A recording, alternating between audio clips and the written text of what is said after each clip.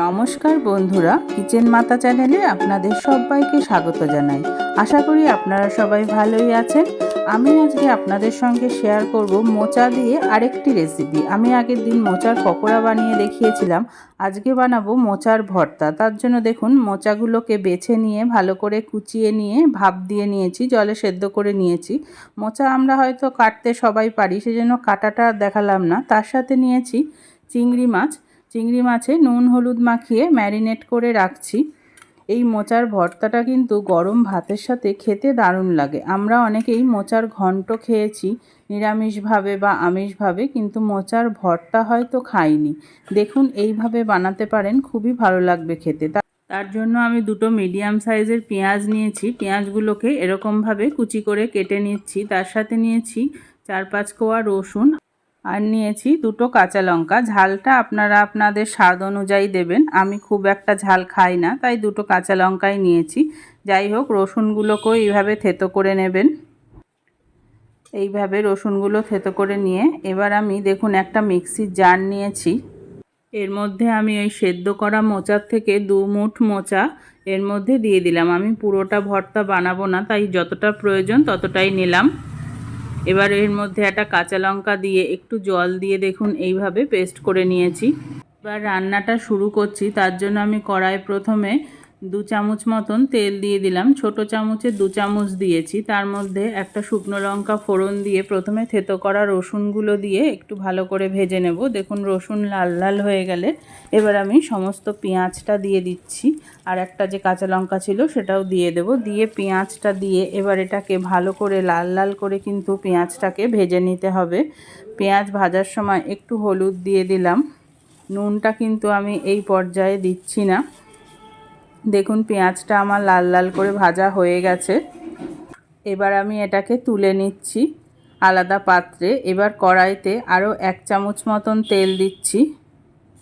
তেল গরম হলে এর মধ্যে আমি চিংড়ি মাছগুলো ভালো করে লাল লাল করে ভেজে নেব। চিংড়ি মাছগুলো দিয়ে চিংড়ি মাছ কিন্তু আবার খুব বেশি ভাজা যায় না, তাহলে কিন্তু একদম শক্ত হয়ে যায় চিংড়ি মাছ। দেখুন একটু লাল লাল হয়ে গেলেই এইভাবে উল্টে পাল্টে ভেজে নিয়ে চিংড়ি মাছটা এবার তুলে নেব। চিংড়ি মাছটা তুলে নিয়ে আমি এর মধ্যে আরও 1 চামচ তেল দেব। তেলটা কিন্তু একদম অল্প অল্প করেই দেবেন, যেহেতু 3 ভাগে আমি এর মধ্যে তেল দিচ্ছি বা দিতে হয়।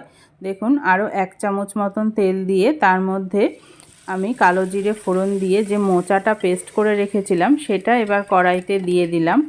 মোচার পেস্টটা দিয়ে এবার ভালো করে কিন্তু এটা কষিয়ে নিতে হবে। এর মধ্যে পরিমাণ মতন হলুদ দিলাম আর দিলাম পরিমাণ মতন নুন।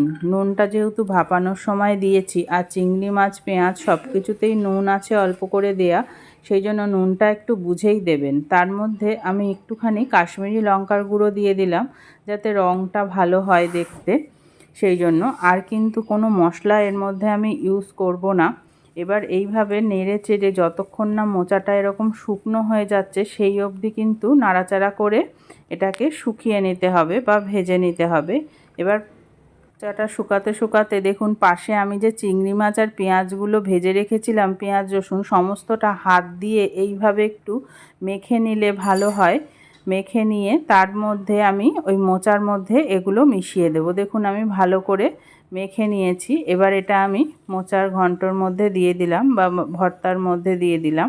দিয়ে এটাকে এবার এই ভর্তার সাথে ভালো করে মিশিয়ে বেশি না 2 থেকে 3 মিনিট মতন নাড়াচাড়া করলেই কিন্তু আমার মোচার ভর্তা রেডি। ভালো করে এইভাবে নাড়াচাড়া করে কিন্তু এটাকে শুকিয়ে নিতে হবে। দেখবেন কড়ার থেকে ছেড়ে আসবে, তখনই বুঝতে পারবেন রান্নাটা হয়ে গেছে। গরম ভাতের সাথে এইরকম মোচার ভর্তা হলে কিন্তু 1 থালা ভাত খাওয়া হয়ে যায়। যাই হোক, সবশেষে আমি একটু চিনি দিলাম। মোচায় একটু মিষ্টি দিলে খেতে ভালো লাগে। মিষ্টিটা অপশনাল, আপনাদের যদি ইচ্ছা না হয় তাহলে নাও দিতে পারেন। যাই হোক, আমার মোচার ভর্তা কিন্তু রেডি। আর যদি আপনাদের এই রেসিপিটা ভালো লেগে থাকে তাহলে আমার চ্যানেলটা সাবস্ক্রাইব করতে ভুলবেন না, আর একটা লাইক অবশ্যই দেবেন। তাহলে আজ আসি, নমস্কার।